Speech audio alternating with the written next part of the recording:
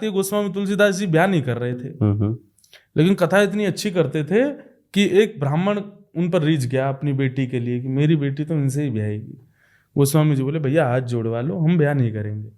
तो महादेव प्रकट हो गए, साक्षात देवादिदेव महादेव प्रकट हो गए। प्रकट होकर के बोले तुमको ये ब्याह करना पड़ेगा, अगर तुमने ये ब्याह नहीं किया तो राम जी तुमको नहीं मिल पाएंगे।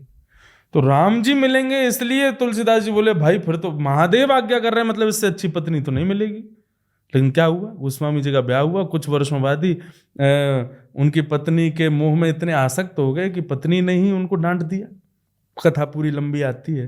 पत्नी ने ही जब दुत्कार दिया तुलसीदास जी को, तब तुलसीदास जी बोले इतना प्रेम मैंने राम जी से किया होता तो राम जी मिल जाते।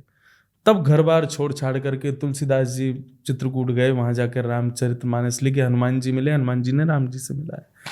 पूरी कथा जब मैं पढ़ रहा था तब मैंने सोचा अगर तुलसीदास जी ने ब्याह नहीं किया होता और पत्नी उनके दुत्कारने वाली नहीं आती तो कभी राम जी नहीं मिलते।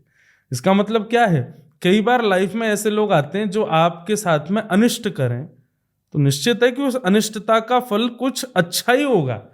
तो आप कभी ठाकुर जी को कोसो मत कि आपने ऐसा क्यों कर दिया, आपने ऐसे व्यक्ति से क्यों मिलवाया। निश्चित ही अभी नहीं, कुछ वर्ष बाद आपको पता चलेगा अच्छा हुआ वो दूषित व्यक्ति मेरे जीवन में आया, नहीं तो आज जो मैं हूं वो नहीं बन पाता। तो इसलिए भैया ठाकुर जी विश्वास करना, अगर पर्ची में ना आ जाए, करोड़ों का मुनाफा हो रहा है तो छोड़ दो, ठाकुर जी की बात मानो, कुछ अच्छा ही मिले।